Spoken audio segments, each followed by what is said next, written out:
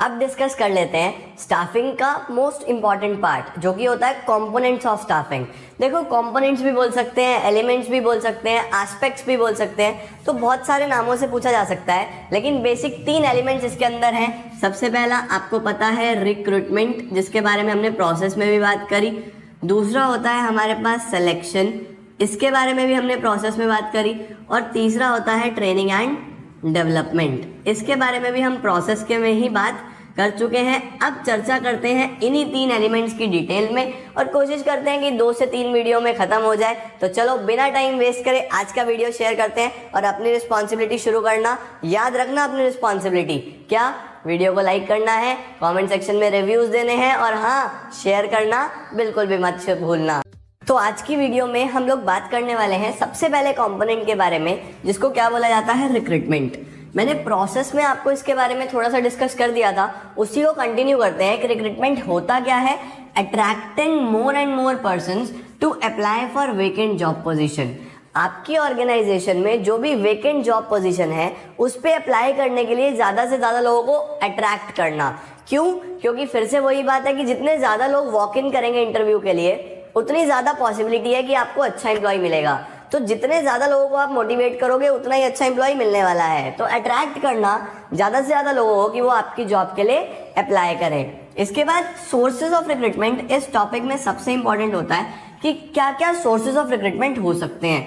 अब हमने डिस्कस करने हैं सोर्सेज। तो सोर्सेज में 2 ही सोर्स होते हैं, एक इंटरनल और एक एक्सटर्नल। दोनों ही सोर्सेज कुछ मेरिट्स और कुछ डीमेरिट्स के साथ आते हैं। अगर मैं बात करूं इंटरनल सोर्सेज की, तो इंटरनल क्या होता है कि आपने एम्प्लॉय का रिक्रूटमेंट करा या फिर एम्प्लॉय को रिक्रूट करा from with in the enterprise, यानी कि आप अपनी एंटरप्राइज, आप अपनी ऑर्गेनाइजेशन के अंदर से ही कोई एम्प्लॉय ढूंढ रहे हो, उसको क्या बोलते हैं हम लोग? Internal recruitment. अब इसके अंदर क्या मेरिट्स हो जाते हैं कि बहुत जल्दी हो जाता है, क्विक हो जाता है, कॉस्ट बहुत सारी सेव हो जाती है और हमें बहुत सारी ट्रेनिंग पे खर्चा भी नहीं करना पड़ता। इस तरीके के बहुत सारे मेरिट्स आप इसमें लिख सकते हो।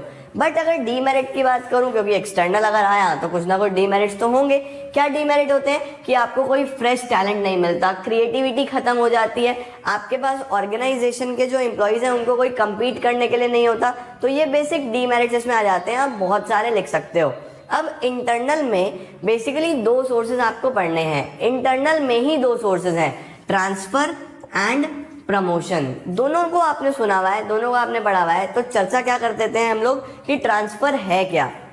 देखो, ट्रांसफर बेसिकली हॉरिजॉन्टल मूवमेंट होता है। हॉरिजॉन्टल मूवमेंट का मतलब क्या होता है कि एक प्लेस से बस दूसरे प्लेस पे शिफ्ट कर दिया, लेकिन जो लेवल ऑफ अथॉरिटी है वो सेम है। यानी कि आपको एक जॉब से दूसरी पे तो भेज दिया, लेकिन आपका जो अथॉरिटी था, जो पावर्स था, जो वेजेस, सैलरीज थी, वो नॉर्मली सेम रहती है, उस पर कोई इम्पैक्ट नहीं आता। तो इस तरीके के मूवमेंट को हम लोग बोलते हैं ट्रांसफर। जैसे कि फॉर एग्जाम्पल कि मैं ब्रांच मैनेजर हूँ और मैं हूँ यमुनानगर में, और मुझे यमुनानगर से हटा के ब्रांच मैनेजर दिल्ली बना दिया गया। मेरी सैलरी सेम है, पोजीशन सेम है, बस प्लेस ऑफ जॉब चेंज कर दिया, तो इसको बोलूँगा ट्रांसफर। प्रमोशन की बात करें तो ये वर्टिकल होता है। वर्टिकल का मतलब क्या होता है कि आपको पुश करा जाएगा from a lower job position to a upper job position, यानी कि मेरी पोजीशन बढ़ गई है, मैं नीचे से ऊपर चला गया हूँ, प्रमोट कर दिया गया हूँ, उसको क्या बोलते हैं? प्रमोशन। तो प्रमोशन वर्टिकल होता है, ट्रांसफर हॉरिजॉन्टल होता है। यहाँ पे अथॉरिटी पे कोई इम्पैक्ट नहीं आता, यहाँ पे अथॉरिटी बढ़ जाती है, पावर्स बढ़ जाती हैं, सैलरीज बढ़ जाती हैं। तो प्रमोशन में बहुत सारे चेंजेस देखने को मिलते हैं। बट हो रहा है क्या कि एम्प्लॉय ट्रांसफर में भी एक जगह से दूसरी जगह, पहले से ही वो मेरी ऑर्गेनाइजेशन का एम्प्लॉय था, और प्रमोशन में भी एक जॉब से दूसरी जगह वो ऑलरेडी मेरी ऑर्गेनाइजेशन का एम्प्लॉय पहले से था। तो ये होता है इंटरनल रिक्रूटमेंट। अब अगर बात कर लें एक्सटर्नल की, तो जो इंटरनल के डीमेरिट्स थे वो सब एक्सटर्नल के मेरिट्स में लिख सकते हो, और जो इसके मेरिट्स थे वो सब इसके डीमेरिट्स में लिख सकते हो। एक्सटर्नल में क्या कर रहे हो आप कि एम्प्लॉय का रिक्रूटमेंट करना है फ्रॉम आउटसाइड, यानी कि अब मौका दिया जाएगा बाहर वालों को, आप इंटरनल एम्प्लॉयज को इग्नोर करो और बाहर से नया क्रिएटिविटी, नया टैलेंट लेके आओ। इसके क्या सोर्सेज हैं? बहुत सारे सोर्सेज गिवन है और बहुत अच्छे से आपको समझने हैं, क्योंकि केस स्टडी इस टॉपिक से आना लगभग 100% कन्फर्म्ड है। बहुत अच्छे से समझो और केस स्टडी पूरा अच्छे से सॉल्व करके आना। सबसे पहला जो सोर्स होता है वो होता है डायरेक्ट रिक्रूटमेंट। देखो, डायरेक्ट रिक्रूटमेंट मेनली अनस्किल्ड या फिर फैक्ट्री के केस में चल जाता है, जहाँ पे ये लोग क्या करते हैं कि फैक्ट्री के गेट पे, डोर पे, ऑफिस के बाहर एक स्टिकर लगा देंगे या एक पूरा पैम्पलेट फॉर्म लगा देंगे जिसमें लिखा होगा कि रिक्वायरमेंट फॉर जॉब, कितने वैकेंसीज हैं वो लिखा होगा, क्या क्या रिक्वायरमेंट्स हैं बेसिक वो लिखा होगा। लोग आते हैं फैक्ट्री पे, चेक करते हैं, अगर उन्हें लगता है कि वो सूटेबल हैं तो वो वॉक इन कर सकते हैं इंटरव्यू के लिए। तो ये बेसिक स्ट्रेट फॉरवर्ड तरीका होता है बाहर से लोगों को अपॉइंट करने का, जिसको क्या बोला जाता है, डायरेक्ट रिक्रूटमेंट। दूसरा हमारे पास आ जाता है कैजुअल कॉलर्स। अब अगर बात करें कैजुअल कॉलर्स, तो व्हाट इज कैजुअल कॉलर की फॉर एग्जांपल यहाँ पे आपके पास सिर्फ 6 वैकेंसीज थी और जो लोग आए इंटरव्यू के लिए वो आए 100, जिसमें से आपको 10 बहुत अच्छे लगे, बट क्योंकि आपके पास वैकेंसी 6 थी तो हमें इसमें से 4 को रिजेक्ट करना पड़ा। तो इन 4 का भी डेटा कंपनीज अपने पास मेंटेन करती हैं कि अगर इन फ्यूचर उन्हें नीड होगी तो बहुत ज़्यादा मेहनत नहीं करनी पड़ेगी, सबसे पहले इन्हीं 4 को कॉल करेंगे क्योंकि ये भी हमें सुटेबल लगे थे।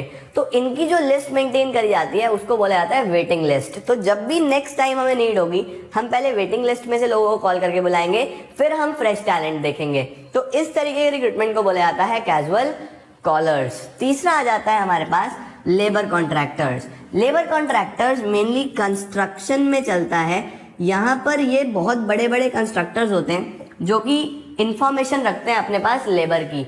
बहुत सारे रूरल एरियाज में से ये लेबर को इंफॉर्मेशन रखते हैं। अब किसी बड़े बिजनेसमैन को अगर कुछ कंस्ट्रक्ट कराना है, बहुत सारे लेबर की नीड है, तो वो इन्हें कॉन्ट्रैक्ट कर सकता है। ये लोग स्ट्रेट फॉरवर्ड बहुत सारी लेबर इन्हें प्रोवाइड कर देते हैं और अपनी कमीशन ले लेते हैं। तो इस तरीके के रिक्रूटमेंट को बोला जाता है लेबर कॉन्ट्रैक्टर्स। नेक्स्ट आ जाता है हमारे पास मीडिया एडवर्टाइजिंग। अब आपको अगर एम्प्लॉयज़ की नीड है तो सबसे बेस्ट वे है कि आप मीडिया में एडवर्टीजमेंट कर दो। अब मीडिया में बहुत सारी चीज़ें हैं, तो अगर आपके बिजनेस से रिलेटेड है तो आप बिजनेस न्यूज़पेपर्स में दे सकते हो, या एक नॉर्मल आपको ऑर्गेनाइजेशन के लिए एम्प्लॉय की नीड है तो आप लोकल न्यूज़पेपर में भी उसको प्रिंट आउट करवा सकते हो। वहाँ से वो बहुत लोगों तक पहुँच जाएगा और बहुत से लोग आपके जॉब के लिए वॉक इन करेंगे, इंटरव्यू देंगे। तो ये हो जाता है मीडिया एडवर्टाइजिंग। नेक्स्ट आता है हमारे पास एम्प्लॉयमेंट एक्सचेंज। अब एम्प्लॉयमेंट एक्सचेंज और प्लेसमेंट एजेंसीज दोनों लगभग एक ही हैं। ये क्या है, ये दोनों लिंक हैं। किसके बीच में लिंक हैं? एम्प्लॉयज़ के लिए, प्रोस्पेक्टिव एम्प्लॉयज़ के लिए और ऑर्गेनाइजेशंस के लिए। जब ऑर्गेनाइजेशंस को नीड होती है तो ऑर्गेनाइजेशंस इन एम्प्लॉयमेंट एक्सचेंज या प्लेसमेंट एजेंसीज को कॉन्ट्रैक्ट कर सकते हैं जिनके पास बहुत सारा डेटा होता है एम्प्लॉयज़ का। और एम्प्लॉयज़ को जब जॉब की नीड होती है तो ये अपना डेटा यहाँ छोड़ जाते हैं और ये फिर इन्हें किन से मिलवा देते हैं? ऑर्गेनाइजेशन से जिन्हें नीड है एम्प्लॉयज़ की। तो बेसिकली दोनों का काम हो जाता है। ऑर्गेनाइजेशन को इनके पास आके एम्प्लॉयज़ मिल जाते हैं और एम्प्लॉयज़ को इनके पास आके जॉब्स मिल जाती हैं। तो ये इनका काम होता है। अब 2 लोगों के द्वारा चलाई जाती हैं, कुछ प्राइवेट लोग और गवर्नमेंट। अगर ये सरकारी है, गवर्नमेंट चला रही है, तो उसको बोला जाता है एम्प्लॉयमेंट एक्सचेंज। लेकिन अगर प्राइवेट एंटरप्रेन्योर चला रहे हैं, प्राइवेट लोग चला रहे हैं, तो उसको क्या बोला जाता है? Placement agencies. सारा काम कमीशन बेसिस पे होता है, कमीशन पे ही ये रिक्रूटमेंट करने का मौका मिलता है। इसके बाद नेक्स्ट आता है हमारे पास वेब पब्लिशिंग। वेब पब्लिशिंग बहुत फेमस है। www इंटरनेट के बारे में सबको पता है। बहुत सारे ऑर्गेनाइजेशंस हैं, बहुत सारी वेबसाइट्स यूज़ करते हैं, जैसे कि naukri.com। इस तरीके की बहुत सारी वेबसाइट्स हैं जिसमें आपको जॉब्स के बारे में बताया जाता है, monster.com, jobstreet.com। तो ये सारी वेब पब्लिशिंग में आ जाता है कि जब रिक्रूटमेंट थ्रू इंटरनेट हो रहा है तब वो पूरा का पूरा रिक्रूटमेंट होगा तो एक्सटर्नल वेब पब्लिशिंग में आ जाएगा। नेक्स्ट आता है हमारे पास campus recruitment. Now what is campus recruitment? Campus यहाँ पर कॉलेज कैंपस की बात हो रही है कि जब बड़ी बड़ी कंपनी स्ट्रेट फॉरवर्ड बच्चों को अपॉइंट करती हैं, सिलेक्शन करते हैं, रिक्रूटमेंट करते हैं कॉलेज कैंपस में से, उसको क्या बोलते हैं हम लोग? Campus recruitment. Most popular form है ये, इंडिया में बहुत ज़्यादा चलता है कि बड़ी बड़ी कंपनीज आपके कॉलेजेस में आएंगी और आपको वहाँ से अपॉइंट करके लेके जाएंगी। तो उस पर्टिकुलर वे को क्या बोला जाता है? Campus recruitment. नेक्स्ट आता है गाइज हमारे पास recommendation of employees. Now what is recommendation of employees?